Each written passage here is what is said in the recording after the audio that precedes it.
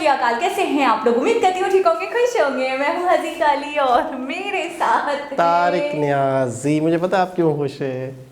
अस्सलाम वालेकुम, नमस्ते, सत श्री अकाल। उम्मीद करता हूँ ठीक होंगे, खुश होंगे। दोस्तों जहाँ रहें खुश रहें, माँ बाप का ख्याल करें, क्योंकि माँ बाप है तो सब कुछ है। चैनल को सब्सक्राइब करें, वीडियो को लाइक करें, दोस्तों के साथ शेयर करें, बेल आइकन को तो जरूर प्रेस करें ताकि आने वाली हर वीडियो का नोटिफिकेशन आपको टाइम टू टाइम मिलता रहे। सो आज की हमारी वीडियो है the silence of Swastik. So start करते हैं अपनी वीडियो को, लेट्स स्टार्ट। ओके गाइस, तो वीडियो का टाइटल है The Silence of Swastik, Biggest Betrayal of 20th Century Film.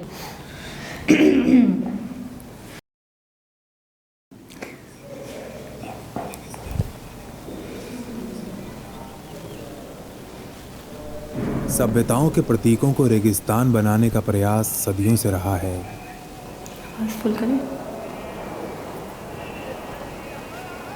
स्वास्तिक पूरी दुनिया में शांति को प्रतीक है।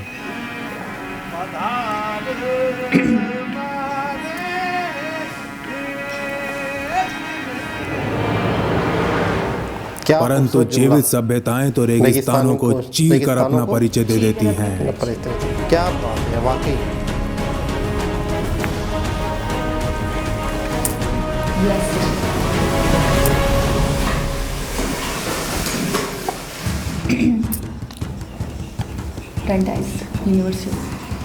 जुलाई 2020 यूएस में ब्रंडाइस यूनिवर्सिटी की छात्र संघ प्रमुख सिमरन स्वास्तिक को शांति का चिन्ह बताते हैं और स्कूल पाठ्यक्रम में सम्मिलित करने का सुझाव देती हैं। इसका भारी विरोध किया जाता है और सिमरन को क्षमा मांगनी पड़ती है। Several students were offended by the swastika. सिमरन के साथ जो हुआ वो पहली बार नहीं था और ना ही शायद आखिरी। अप्रैल 2015 में यूएस का जॉर्ज वॉशिंगटन विश्वविद्यालय स्वास्तिक को प्रतिबंधित करने का निर्णय लेता है। Bill was introduced in the U.S. state of Maryland, seeking a ban on the swastika. कारण वही होता है, स्वास्तिक से घृणा। ये एक ऐसी घृणा है जो हिंदू संप्रदाय को बार बार झेलना पड़ता है। अप्रैल 2021 में यूएस के एक राज्य में स्वास्तिक पर प्रतिबंध के लिए विधान लागू करने की मुहिम चलती है। हिंदू संस्थाएं सड़क पर उतरकर विरोध करती हैं। How can swastika be banned for crimes which did not happen due to swastika? Very happy to inform that this bill will no longer be moving forward. So Maryland is also settled. पूरी पश्चिमी दुनिया स्वास्तिक को दैत्यकार चिन्ह के रूप में घृणा से देखती है और इसके पीछे सबसे बड़ा कारण मीडिया कवरेज है। Calling it a symbol of hate, just a symbol of hate, one of the most controversial symbols imaginable. It's the latest example of hate symbols in the Sun City. आखिर क्यों पश्चिमी media के लिए स्वास्तिक पिशाच का रूप है? क्योंकि हिटलर ने इस चिन्ह के नीचे लगभग 60 लाख यहूदियों को रेत की सतह के नीचे गाड़ दिया। परंतु क्या यह स्वास्तिक है या कुछ और? हिटलर ने अपने रिकॉर्डेड जीवन में स्वास्तिक शब्द का कहीं प्रयोग किया ही नहीं। क्या हिटलर स्वास्तिक के बारे में जानता था?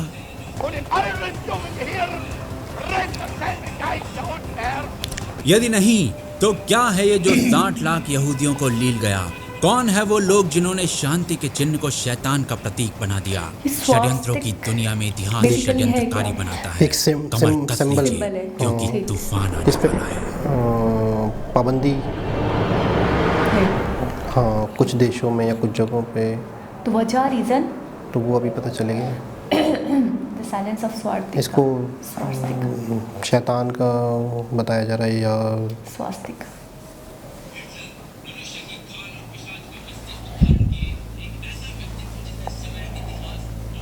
हिटलर मनुष्य की खाल और पिशाच का मस्तिष्क धारण किए एक ऐसा व्यक्तित्व जिसने समय, इतिहास और भूलोक को पलट कर रख दिया, जिसने 1933 से लेकर अपनी मृत्यु तक जर्मनी पर एक छत्र राज किया, एक ऐसे चिन्ह के नीचे जिसे आज विश्व में स्वास्तिक कहा जाता है। क्या हिटलर के ऊपर भारत या हिंदू परंपरा का इतना प्रभाव था कि उसने स्वास्तिक को अपने संपूर्ण राजनीतिक जीवन का प्रतीक बना लिया?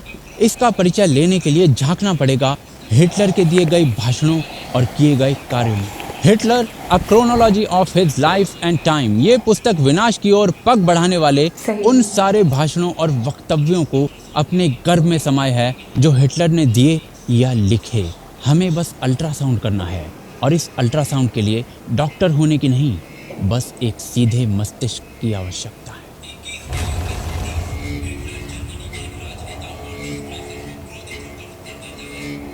इक्कीस मई 1930 हिटलर जर्मनी के एक राजनेता ऑटो स्ट्रेसर को क्रोधित होकर उत्तर देता है कि संसार में सिर्फ एक ही प्रकार की क्रांति हो सकती है, रेशियल यानी जातीय नस्ल की क्रांति। तुम्हें नस्लों का परिचय नहीं है। तुमने सार्वजनिक रूप से भारत के स्वाधीनता आंदोलन का समर्थन किया, ये ज्ञात होते हुए कि आंदोलन भारत की नीची हिंदू नस्ल कर रही है, ऊंची एंग्लो नॉर्डिक नस्ल के विरुद्ध।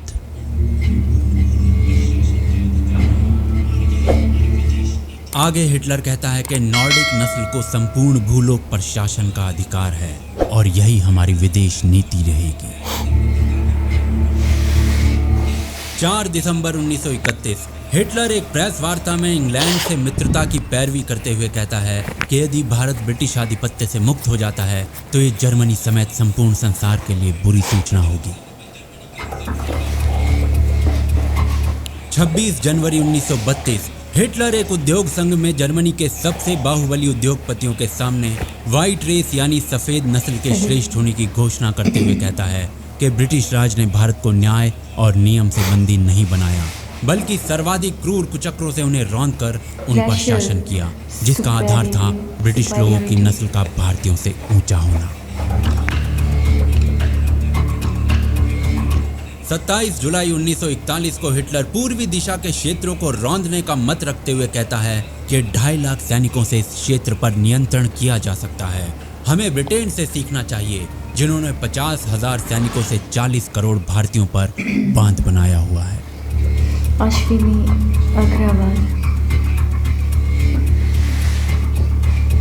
8 अगस्त 1941 को एक भाषण में हिटलर रूस को जर्मनी के लिए वैसा ही बनाने की बात करता है जैसा भारत ब्रिटिश राज के लिए था। 17-18 सितंबर को पुनः एक बार बातचीत में कहता है कि यदि आज ब्रिटिश शासन भारत को छोड़ता है तो भारत कुछ ही समय में ढह जाएगा। 22 अगस्त 1942 को हिटलर एक सायंकालीन बातचीत में कहता है कि वो अभी भी यही चाहेगा कि ब्रिटेन भारत पर शासन करे।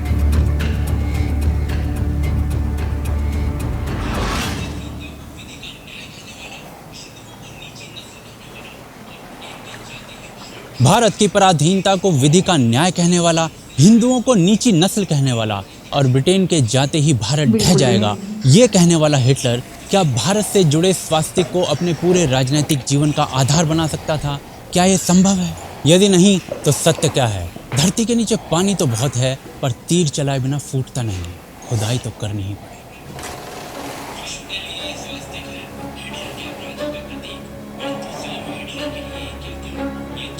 विश्व के लिए स्वास्तिक है, हिटलर के अपराधों का प्रतीक, परंतु स्वयं हिटलर के लिए क्या था, ये जानने के लिए झांकना पड़ेगा हिटलर की पुस्तक मेन कैम्प में, जिसके अक्षर हिटलर ने स्वयं बंदी गृह के काले कपाटों के पीछे लिखे थे।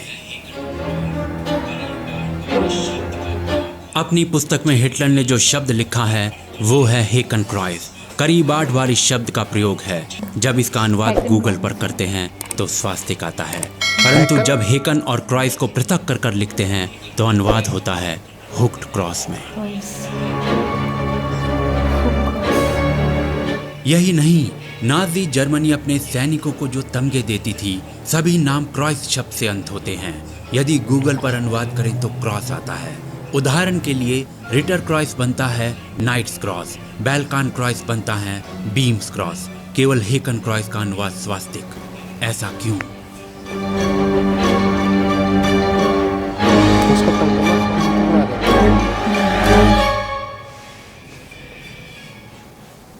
क्रॉस यानी ईसाइयत का चिन्ह, हेकन क्रॉस यानी हुक्ड क्रॉस।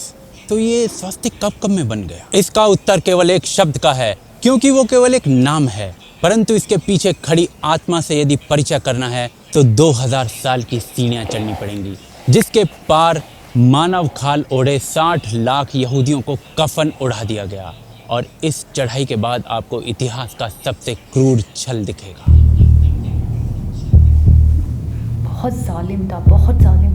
देखे ना, नाजी जर्मनी एकमात्र ऐसा देश नहीं था जो इस चिन्ह का प्रयोग कर रहा था। फिनलैंड की वायुसेना 1918 से 2020 तक इसी चिन्ह का प्रयोग करती रही। वहाँ इसे हाकारिस्ती बोला जाता है, जिसका जर्मन में अनुवाद करने पर आता है हेकन क्रॉस।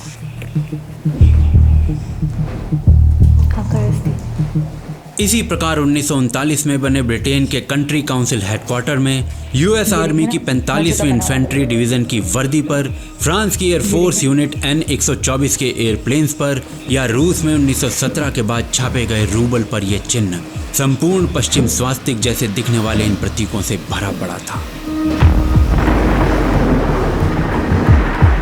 यूएसए में स्थित वेस्टफील्ड हाई स्कूल की 1913 की वार्षिक पुस्तक, ऊपर स्वास्तिक जैसा दिखने वाला चिन्ह और नीचे लिखा है कैमेडियन। यह शब्द अपने भीतर एक ऐसा इतिहास छुपाए है जिस पर बिछी धूल शताब्दियों से पहुंची ही नहीं गई। कैमेडियन आधुनिक अंग्रेजी शब्दकोश के अनुसार एक क्रॉस है जो स्वस्तिक जैसा दिखता है, परंतु यदि 1877 में प्रकाशित हुई glossary of liturgical and ecclesiastical terms के अनुसार इसे देखें तो ये मात्र एक क्रॉस है जो प्रारंभ से ही चर्चेज में मिलता रहा। सही। कहीं हेकन क्रॉस, कहीं गैमेडियन, कहीं हाकारिस्ती, सबका अभिप्राय एक प्रकार का क्रॉस। परंतु क्या कभी स्वास्तिक को भी क्रॉस की तरह प्रयोग किया गया? इसका उत्तर आपको इतिहास के उस पन्ने की ओर ले जाएगा जिससे प्रेरित होकर भविष्य में हिटलर 60 लाख यहूदियों की हत्या से मानव मात्र को सन्न कर देता है।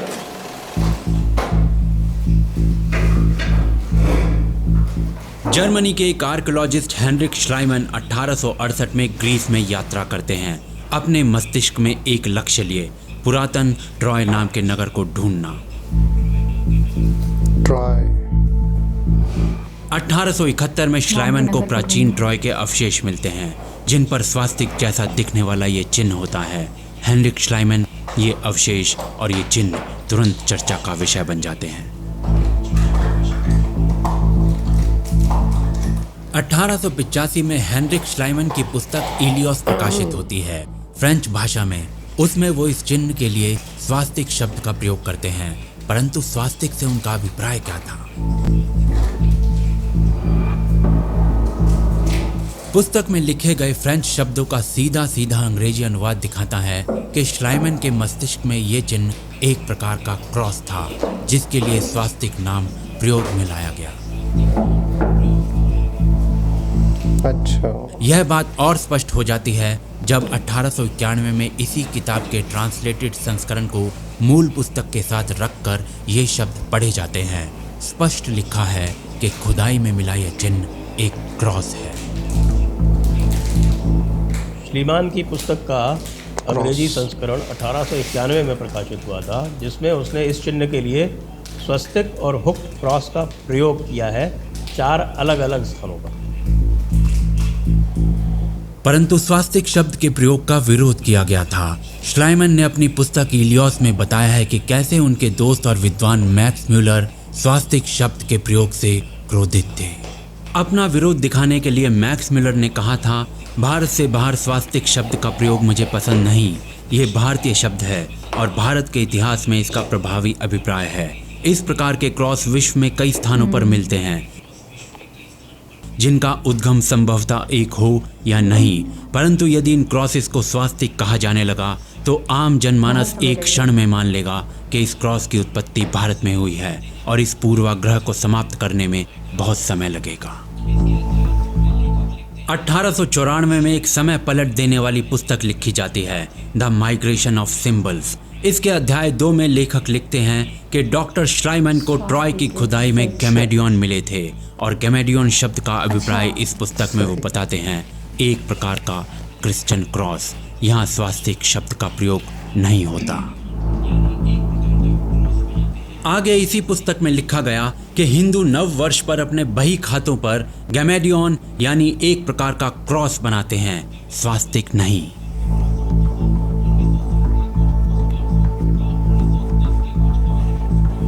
क्या पश्चिम स्वास्तिक को भी एक प्रकार का क्रॉस समझता था? 1907 के कुछ पोस्ट कार्ड्स हों या 1910 के कुछ अमेरिकन स्टॉक प्रमाण पत्र ये प्रमाणित करते हैं कि स्वास्तिक को भी एक प्रकार का क्रॉस ही कहा जा रहा था। भारतीय स्वास्तिक को हिटलर का हेकन क्रॉस बनाया गया, जिसका संबंध सूर्य की दूरी तक भी भारत से नहीं था। परंतु ऐसा क्यों और कैसे किया गया, इसका उत्तर माथे की नसों को पसीना छोड़ने पर विवश कर देगा। एक ऐसा विश्वासघात जिसे देखने के लिए झांकना पड़ेगा कि हिटलर के बचपन में चली आंधियां किस प्रकार की थी।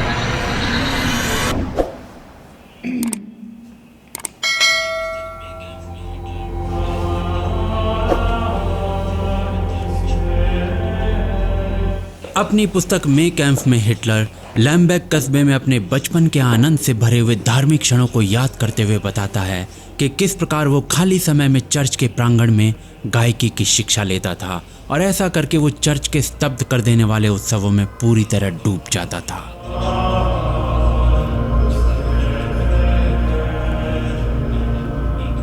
किस प्रकार मॉनेस्ट्री का अध्यक्ष हिटलर के लिए वैसा ही था जैसा हिटलर के पिता के लिए गांव का प्रीस्ट यानी एक आदर्श, और किस प्रकार वो स्वयं इस मॉनेस्ट्री का प्रीस्ट बनना चाहता था। इसी बात की तरफ संकेत करते हुए हिटलर का एक पुराना मित्र भी बताता है कि किस कदर हिटलर एक प्रीस्ट बनना चाहता था और वो कैसे रसोई के एप्रन को ओढ़कर उपदेश देता था। अपनी पुस्तक में हिटलर ने जिस स्थान की बात की वो लैम्बेक एबे मॉनेस्ट्री है, जिसमें लगभग 7 स्थानों पर ये चिन्ह है। हिटलर की लोकप्रिय जीवनी लिखने वाले रॉबर्ट पाइनी के अनुसार हिटलर बचपन में अपने कमरे की खिड़की से और अपने स्कूल जाते हुए एक मॉनेस्ट्री में स्थित ये चिन्ह देखा करता था।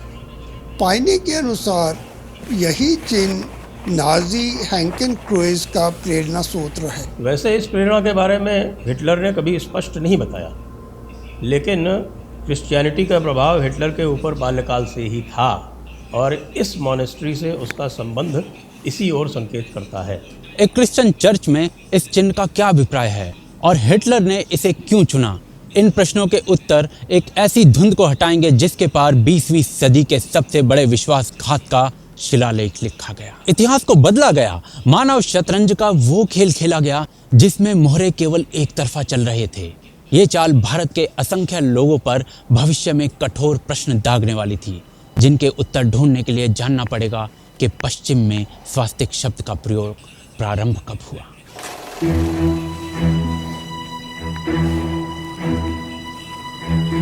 1871 में फ्रेडरिक श्लाइमन को ट्रॉय के अवशेषों पर यह चिन्ह मिलता है और ऑक्सफोर्ड डिक्शनरी के अनुसार 1871 में ही पहली बार अंग्रेजी भाषा में स्वास्तिक शब्द का प्रयोग प्रारंभ होता है। परंतु 1871 से पहले इस चिन्ह के लिए कौन सा शब्द प्रचलन में था? 1851 में ब्रिटिश लाइब्रेरी द्वारा प्रकाशित एक पुस्तक है द परस्यूमेंट ऑफ आर्म्स। इस पुस्तक में लिखा है कि ये चिन्ह फिलफॉट है, जिसे ग्रीक चर्चेस में गैमेडियन कहते हैं, और इससे मिलता जुलता एकमात्र चिन्ह क्रीट सभ्यता के पुराने सिक्कों पर मिलता है। इतना लोकप्रिय कोई और उदाहरण नहीं मिलता। क्रीट सभ्यता के सिक्कों के अलावा ऐसा उदाहरण नहीं मिलता। 1851 में लिखे गए इन शब्दों को पढ़कर ऐसा प्रतीत होता है कि वहाँ इस समय तक स्वास्तिक के बारे में कोई अधिक ज्ञान नहीं था। इसी कारण इतना लोकप्रिय उदाहरण कोई दूसरा नहीं मिला और संभवतः इसी कारण से पूरी पुस्तक में सिर्फ गैमेडियन शब्द का प्रयोग है। वहीं चर्च में प्रयुक्त किए गए फैब्रिक्स के ऊपर लिखी गई टेक्सटाइल फैब्रिक्स 1870 में प्रकाशित हुई थी, उसमें कई बार जिक्र मिलता है गैमेडियन का, लेकिन सदैव उसका जिक्र जो है वो क्रॉस की तरह मिलता है, एक बार भी स्वस्तिक की तरह नहीं मिलता। गैमा, जो कि एक प्रकार का ग्रीक वर्ण है, ऐसे 4 गैमा एक साथ जोड़कर गैमेडियन बन जाता है। इसका प्रयोग प्रारंभिक ईसाई समाज नरसंहार से बचने के लिए करता था, क्योंकि साधारण क्रॉस का प्रयोग उपद्रव को आमंत्रित कर सकता था। कारण था धर्मानुसार जनसंख्या का ईसाई पक्ष में ना होना। परंतु प्रारंभ में सुरक्षा के लिए प्रयोग में आने वाला ये चिन्ह स्वयं जीसस क्राइस्ट का प्रतीक कैसे बन गया?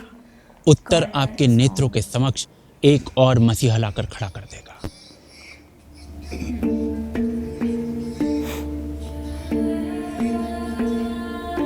किसी भी भवन का एक अत्यंत महत्वपूर्ण अंश होता है उसका कोने का पत्थर अर्थात कॉर्नर स्टोन।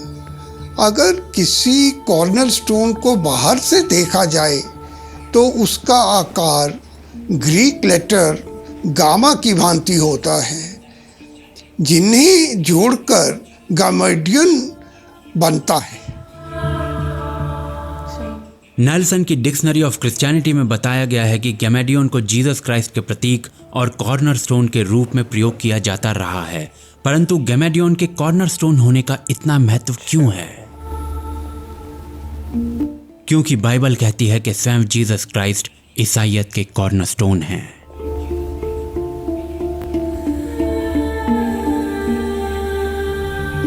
बाइबल की आइज़ाया 28:16 में स्वयं गॉड जीसस क्राइस्ट को लोगों के लिए एक कॉर्नर स्टोन बताते हैं। इसी प्रकार बाइबल के नए टेस्टामेंट के ऑफिशियंस 2:19-21 में पॉल कहता है कि तुम लोग अब परदेसी नहीं हो बल्कि ईश्वर के स्वयं के घर के सदस्य हो, जिसमें जीसस क्राइस्ट स्वयं कॉर्नर स्टोन है। बाइबल में लगभग 10 स्थानों पर जीसस क्राइस्ट को कॉर्नर स्टोन बोला गया है और गैमेडियन को भी कॉर्नर स्टोन बोला जाता रहा है। यही कारण है कि नेल्सन की डिक्शनरी ऑफ क्रिश्चियनिटी में गैमेडियन को जीसस क्राइस्ट का चिन्ह बताया जाता है और इसी कारण से गैमेडियन का ईसाईयत में महत्व भी समझा जा सकता है। यह चिन्ह आज भी क्रिश्चियनिटी के महत्व में अनेकों स्थान पर छपा पड़ा है।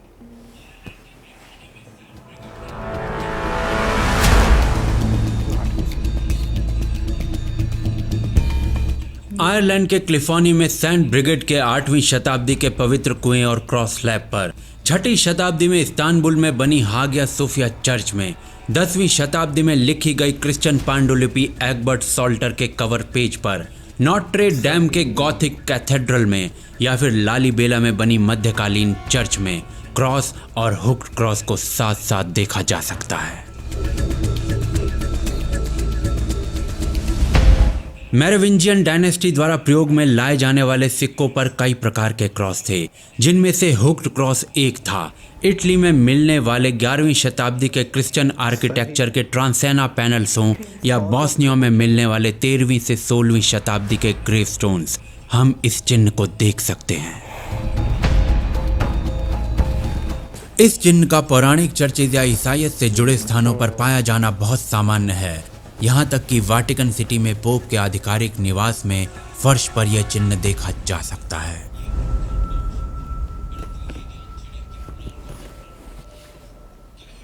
ईसाईयत और इस चिन्ह का क्या और कब से संबंध है, ये ब्रह्म ज्ञान आवश्यक था, परंतु ये ज्ञान चिड़िया की उड़ान का आकलन नहीं कर सकता। क्या हिटलर स्वयं क्रिश्चियनिटी से इतना प्रभावित था कि उसने अपनी राजनीति के लिए ईसाईयत से जुड़ा हुआ एक चिन्ह चुना? क्या हिटलर जीसस क्राइस्ट के अधूरे कार्यों को मंडित करने की शपथ धारण किए हुए था? इसका ज्ञान पाना आइंस्टाइन के सापेक्षता के सिद्धांत को समझने जैसा कठिन नहीं। हिटलर के कुछ भाषण पेंडोरा के बक्से को खोल देंगे, जिनके आधार पर आप चिड़िया की उड़ान ही नहीं, चिड़िया का जी जनाब। बेसिकली हमें एग्जैक्टली नहीं पता चल रहा था कि स्वास्तिका का ओरिजिन कहाँ से हुआ और अभी क्या वो है? मेरे ख्याल में आगे डिटेल से आएगा। अभी तो उन्होंने मेरे ख्याल में ये वाला पार्ट जो है ना क्लियर किया है कि क्रिश्चियनिटी में यहाँ पर इसका मतलब है कि सबूत बहुत मिले हैं और 18s में फर्स्ट टाइम ऐड ऑन हुआ है पुराने। और उसी को लेकर जो ये था हिटलर बिल्कुल चल रहा था, उसका स्वास्तिक से कोई लेन देन नहीं था या वो स्वास्तिक को लेकर नहीं चल रहा था। अच्छा, दो अलग अलग बातें जिनको इन्होंने मर्ज कर दिया, मुझे ऐसा लग रहा है। हिंदूज का जो स्वास्तिक है ना, वो अपने लिए मतलब मैंने ऐसा सुना है कि उसके अंदर 4-5 चीज़ें शामिल हैं। हवा, पानी, आग, आसमान ज़मीन, शायद ऐसी 4-5 चीज़ें, एग्जैक्टली मुझे नहीं पता, लेकिन 1-2 मूवी की क्लिप्स वगैरह में मैंने देखा है। अच्छा, घरों के बाहर भी ये लोग ये चीज़ बनाते हैं, मतलब ये बहुत लिए, शुभ माना सेफ्टी जाता है। नहीं, बहुत शुभ माना जाता है, बरकत के लिए, सेफ्टी के लिए, बरकत के लिए माना जाता है। अच्छा, इस चीज़ को अगर वो उससे रिलेट कर रहे हैं तो उसका तो ओरिजिन ही कुछ और है। बिल्कुल, वो तो ग्रेवयार्ड में पाया गया है, वो तो कॉर्नरस्टोन जो है जिसे गैमा कहते हैं, गैमेडियन जिसका नाम था, तो वो कॉर्नरस्टोन था गैमा, तो 8वीं सदी में उससे मिलकर बना है। तो वो तो उनकी तो पूरी थ्योरी ही अलग है ना, उनकी पूरी हिस्ट्री ही अलग है। अच्छा, मैं ये सोच रहा हूँ कि क्या ये इत्तेफाक है, ये आगे पता चलेगा हमें, ठीक है ना, सिंबल का और सेम होना, और इतना इत्तेफाक, ठीक है ना, ये एक थोड़ी सी हैरत की बात है। लेकिन मुझे ऐसा लगता है कि इसके मज़ीद जो जवाबात हैं या इस मिस्ट्री को सुलझा, पहले तो ये है कि बहुत हद तक ये सुलझ चुकी है, कि हमें बहुत हद तक क्लियर हो गया, दोनों चीज़ें अलग हैं, बहुत हद तक क्लियर हो चुका है। स्वास्तिक कहना गलत है, मतलब स्वास्तिक अलग और ये अलग है, इनका अलग है। और देखिए आप कि गूगल पे भी उसके मायने वही निकल रहे हैं। देखिए, इसका मतलब है कि इसका मतलब है कि वो मिसगाइड करने की कोशिश की गई कि उसका मायने ये निकल रहे हैं स्वास्तिक। तो इसका मतलब है कि इस तरह के मायने जब लोगों ने मुसलसल गूगल पे, अच्छा गूगल क्या है, गूगल पे हम किसी चीज़ का मतलब किसी चीज़ से बयान करते हैं ना, किसी दूसरी लैंग्वेज में, तो फिर गूगल उसको वही रिकग्नाइज करता है। तो लेकिन आपने एक चीज़ नहीं देखी, उन्होंने 2 बातें बताई। उन्होंने कहा जब हैकिंग क्रॉस को आप साथ में लिखते हो विदाउट एनी स्पेस, तो फिर इसका मायने निकलता है स्वास्तिक का। और अगर आप क्रूज से पहले अगर आप थोड़ा सा भी हल्का सा स्पेस अप्लाई कर दोगे और उसके बाद आप मीनिंग सर्च करते हो तो हुक क्रॉस, उसका मीनिंग निकलता है। तो दो अलग हो गए ना। बिल्कुल। तो हो सकता है कि वो मिसअंडरस्टैंडिंग हो, यकीनन। लेकिन ये बहुत छप चुकी है बहुत लोगों के जहनों में। बैन कर दिया कई जगहों पे शुरू में जो उन्होंने डिटेल बताई थी। मैं जहाँ तक समझती हूँ, हिटलर मेरे हिसाब से आई थिंक उसको दुनिया का सबसे ज़्यादा जालिम इंसान कहते हैं। बिल्कुल, कि उसके जैसे शायद कोई दूसरा पैदा ही नहीं हुआ। बिल्कुल ऐसे ही कहते हैं, और मिसाल दी जाती है, फॉर एग्जाम्पल दिया जाता है कि वो तो जालिम कहना हो तो यार तुम तो बड़े हिटलर हो, तुम तो बड़े जालिम हो। यानी हिटलर के लफ्ज़ी मायने ही ऐसा लगता है कि यार जुल्म करने वाला और गुस्से वाला और मार देने वाला। अच्छा, मैं एक बात बताऊँ, हिटलर जो है ना, उसने कभी क्लियर नहीं किया था कि वो इस सिंबल को या ये भी हमें पता चला, साइन को क्यों यूज़ करता था इतना ज़्यादा। तो ये जिन्होंने वीडियो बनाई या जो लोगों ने रिसर्च करी है, उन्होंने इस हद तक रिसर्च करी कि उसके बयानात को खोदा और बचपन में चले गए। उसके बचपन में उसने क्या क्या बयानात दिए। तो मैं सोच रही हूँ कि हद तक स्टडी करी होगी इस बारे में, रिसर्च की होगी, तो उसके बाद उन्होंने इस बात को रिप्रेजेंट करा है कि ये 2 चीज़ें, ये तो बहुत हद तक क्लियर हो चुका हमें कि दोनों चीज़ें अलग हैं। अब आगे हमें पता चलेगा मज़ीद। और ये स्वास्तिक के बारे में अब मेरे ख्याल में एक अगला पार्ट जो होगा टोटल थोड़ा सा इस तरफ होगा, और अभी मज़ीद जहाँ में हमने ख़त्म किया है पार्ट 1, समझो सेकंड पार्ट का भी रिएक्शन देंगे। तो यहाँ से मज़ीद वो हिटलर के कुछ और बयानात पे जा रहे थे, मज़ीद बयानात होंगे जिससे और चीज़ें क्लियर होंगी। लेकिन इससे पहले हमें बता दिया गया है कि कहीं पर भी क्लियर उनके कोई बयानात नहीं है, लेकिन जो बयानात हैं, हाँ जो बयानात हैं उनसे जो लोग आइडिया निकाल रहे हैं, तो इस वीडियो में मेरे ख्याल में हमें ये एक गुत्थी है या एक उलझन है या एक मिसकंसेप्शन, तो वो क्लियर हो जाएगी। तो एक बहुत ही ज़बरदस्त इन्फॉर्मेटिव वीडियो है। तो दोबारा किसी और वीडियो के साथ आपसे मुलाकात होगी। जब तक के लिए अल्लाह हाफ़िज़।